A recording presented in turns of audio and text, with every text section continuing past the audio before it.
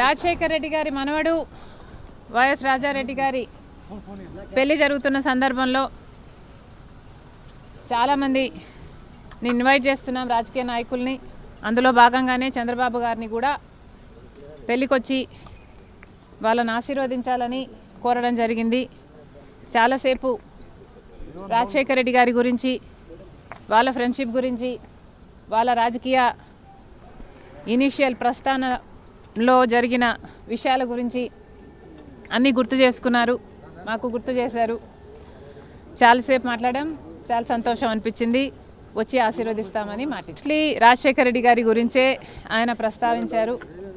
ఆయన ఎలాంటి మనిషి, ఆయన ఇనీషియల్గా వాళ్ళు రాజకీయాలు మొదలుపెట్టినప్పుడు వాళ్ళిద్దరూ కలిసి ప్రయాణం చేశారు. పొద్దున్నుంచి సాయంత్రం వరకు వాళ్ళు కలిసే ఉన్నారు, జీప్లలో కలిసి తిరిగారు. ఇలాంటివన్నీ ఢిల్లీకి వెళ్ళారు, అప్పుడు చీఫ్ మినిస్టర్కి వాళ్ళిద్దరూ కలిసి చేసిన ప్రయత్నాలు అయితేనేమి, ఇలాంటివన్నీ చెప్పుకుంటూ వచ్చారు. కాంగ్రెస్ పార్టీ ఏ పదవి ఇవ్వాలి, ఏ బాధ్యతలు ఇవ్వాలి అనేది కాంగ్రెస్ పార్టీ ప్రెరోగేటివ్. కాంగ్రెస్ పార్టీలో because it is the largest secular party చేరడం జరిగింది. రాహుల్ గాంధీ గారు ప్రధానమంత్రి అయితేనే మన దేశానికి మంచి జరుగుతుందని, కమ్యూనల్ వైలెన్స్లు తగ్గుతాయని, రాజశేఖర్ రెడ్డి గారే రాహుల్ గాంధీని ప్రధానమంత్రిని మనస్ఫూర్తిగా చేసుకోవాలి అనుకున్నారు. కాబట్టి అదే జరగాలి, అది జరిగితేనే మన దేశానికి మంచి జరుగుతుంది అని చేరడం జరిగింది. ఇంకొకసారి చేరిన తర్వాత వాళ్ళ చేతుల్లో మనం పెట్టుకున్న తర్వాత వాళ్ళు ఎలా ఆదేశిస్తే అది నమ్మకంగా చేయాల్సి ఉంటుంది.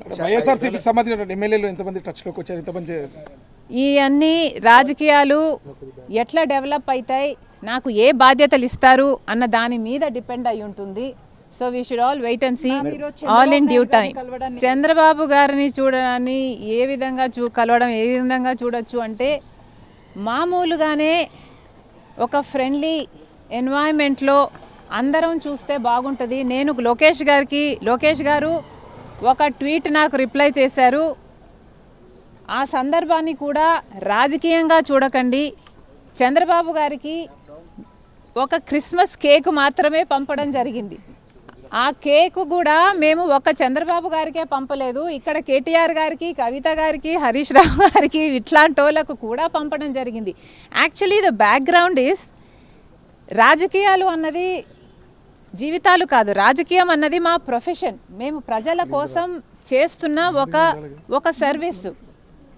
ఆ క్రమంలో మేమందరము ఒకరిని ఒకరు మాటలు అనుకుంటుంటాం. మేము రాజకీయ ప్రత్యర్థులం కాబట్టి అనుకోవాల్సి వస్తుంది, అనాల్సి వస్తుంది.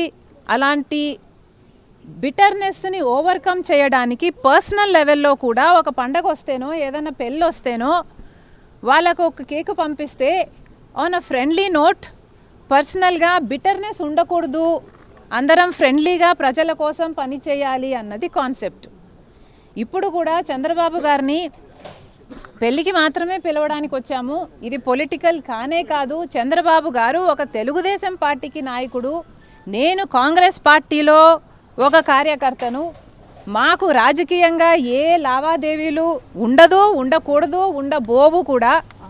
రాజశేఖర్ రెడ్డి గారు కూడా తన సొంత పిల్లల పెళ్ళిళ్ళకు కూడా చంద్రబాబు గారిని ఇన్వైట్ చేయడం జరిగింది. చంద్రబాబు గారు కూడా రావటం జరిగింది, మమ్మల్ని ఆశీర్వదించడం జరిగింది.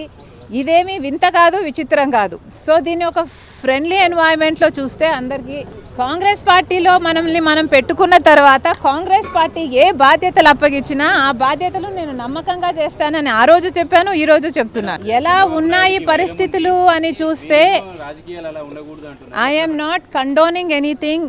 ఇలా ఉన్నాయి రాజకీయాలు అని నేను మీకు చెప్పనవసరం లేదు, మీ అందరూ కూడా చూస్తున్నారు. కానీ ఫ్రెండ్లీగా ఉండాలి.